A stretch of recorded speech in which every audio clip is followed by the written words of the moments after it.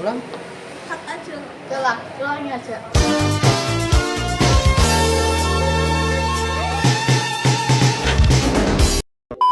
Assalamualaikum warahmatullahi wabarakatuh. Perkenalkan, nama saya Rian Alfasalika, absen 31. Saya Nanda Nabila Zahra, absen 19. Saya Jessica Sepira Amandat, 19. Halo Faida Zari, absen 3.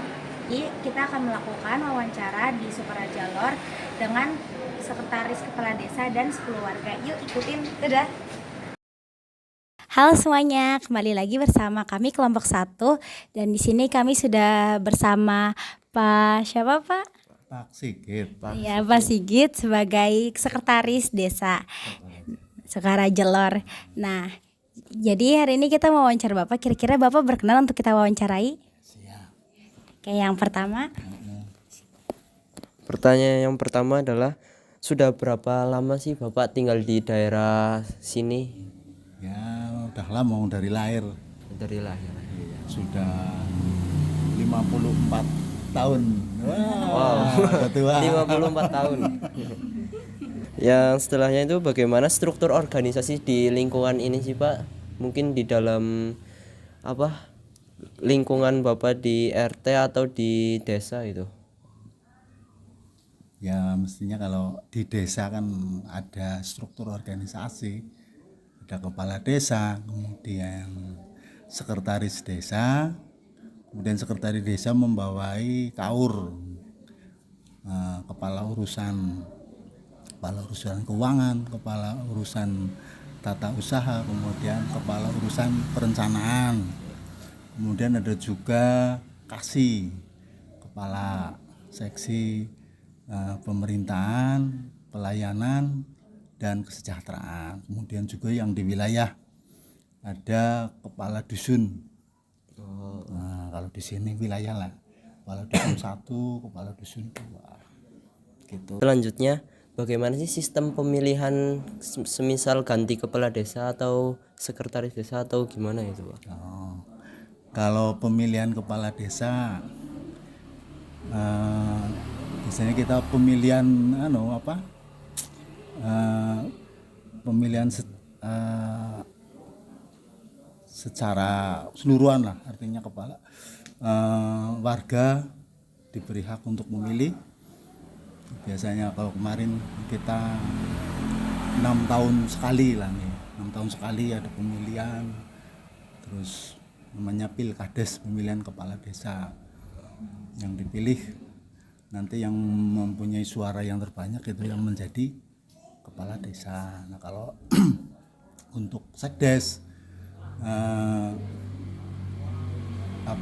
memakai rotasi lah, promosi jabatan dari yang ada di lingkungan struktur pemerintah desa, dan juga ada nanti penjaringan perangkat desa. Kalau tingkat RT ya masing-masing kearifan lokal lah. Kalau pilihan RT tadi kan, Iya. kearifan lokal. Tapi ya biasanya kalau di tingkat RT ya ragam lah. Biasanya ya demokrasi artinya dari di warga itu bisa memilih dan dipilih, kemudian nanti mengambil berapa calon, kemudian dipilih lagi. Kira kegiatan yang pernah dilakuin di sini apa aja Pak? Kegiatan sosial yang pernah dilakuin di sini? Ya kalau di lingkungan RT ya kan kerja bakti, terus senam pagi biasanya, senam pagi ibu, Iya. kalau hari Minggu begitu. Dan kegiatan sosial lainnya lah. Gitu. Sistem pemilihan di wilayah sini sudah bisa dikatakan demokrasi belum Pak? Ya kalau pilihan ya demokrasi, setiap kan punya hak untuk memilih dan dipilih kan. Dengan prinsip ya rahasia, kemudian bebas langsung seperti itu. Jadi dari langsung warganya yang nyuarain gitu kan? Iya.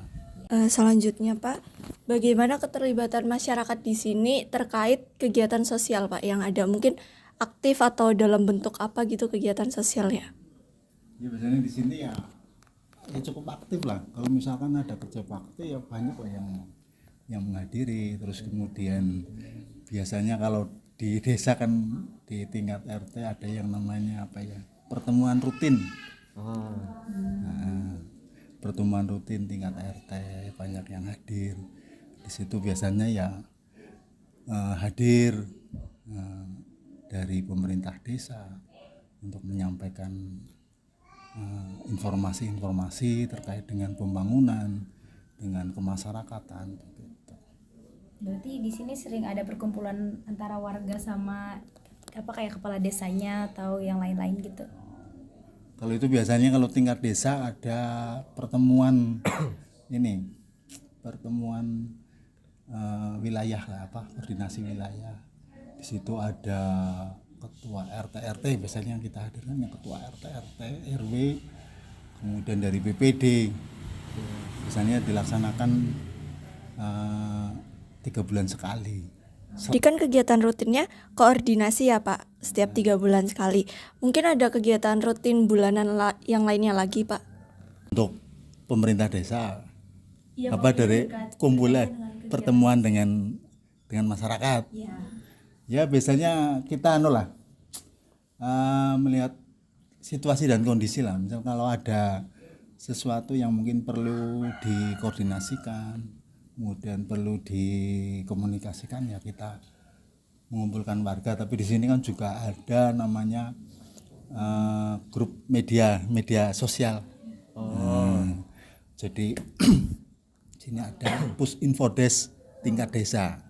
Jadi apa ya, segala itu ya disampaikan dari ya salingan lah, dari pemerintah desa, dari masyarakat di situ. Pak, kira-kira banyaknya kakak di sini tuh berapa Pak di desa ini? Kakaknya sekitar 1.400-an lah. Nah, pertanyaan selanjutnya, apakah masyarakat di sini tuh menjunjung tinggi keberagaman?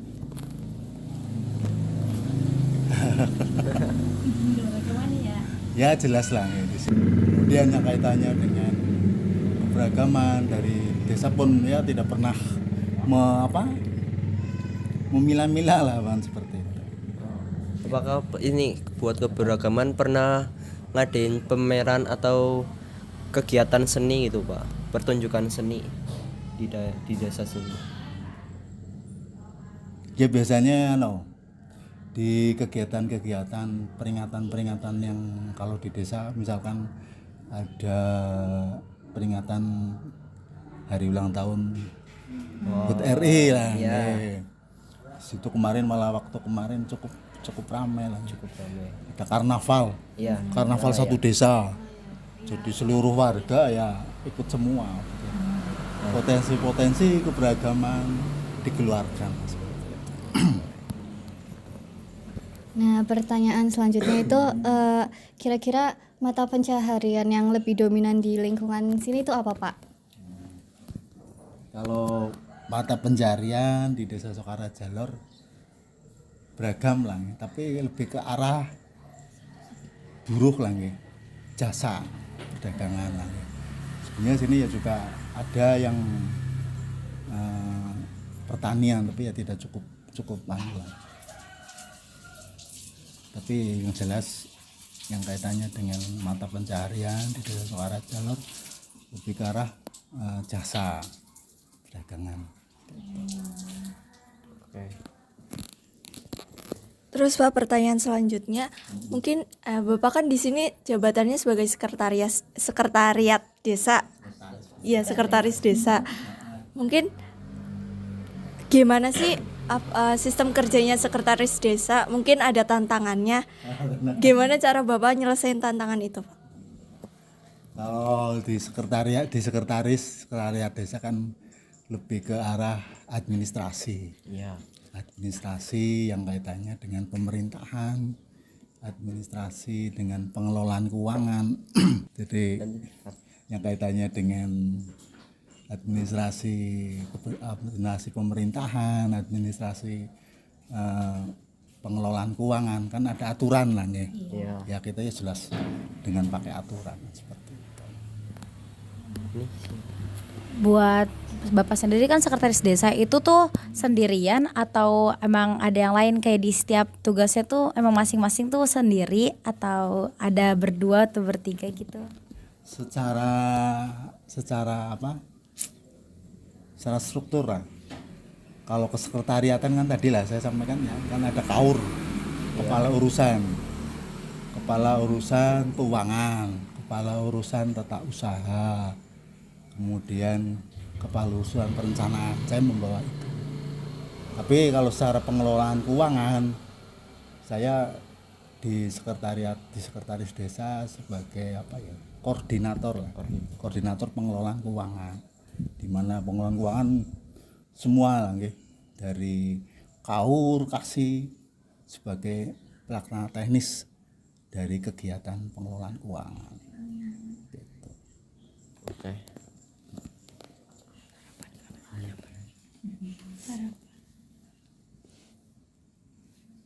Harapannya Bapak sebagai sekretaris desa di masa depan itu apa, Pak? Ya tentunya dengan adanya pengelolaan keuangan yang baik lah, tentunya nanti akan menjadikan desa lebih, tentunya lebih baik, lebih transparan dan sebagainya dalam pengelolaan keuangan lah. Mungkin jadi desa lebih maju lah dalam pembangunan, dalam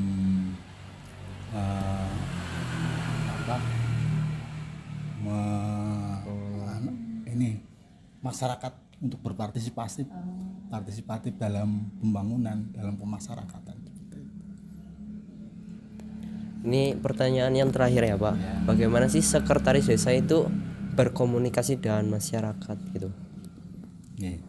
Yang sebetulnya kalau berkomunikasi dengan masyarakat ya semua berkomunikasi lah, Tapi kalau secara ya kita di lingkungan lah, di lingkungan ya otomatis kita berkomunikasi dengan masyarakat. Tapi kalau lebih ke ini kan masalah administrasi, tentunya kan di sini kan ada wilayah ya mungkin yang lebih aktif itu lah.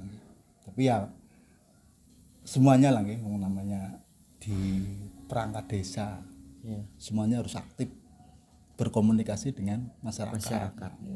Kalau misalkan ada kegiatan-kegiatan sosial gitu ya harus hadir di situ, kemudian bisa menyampaikan apa yang menjadi tujuan dan sebagainya. Terima kasih Bapak. Ya, terima kasih ya Pak udah ngejawab dari pertanyaan kita. Maaf kalau dari pertanyaan tadi ada yang kurang jelas atau emang itu salah.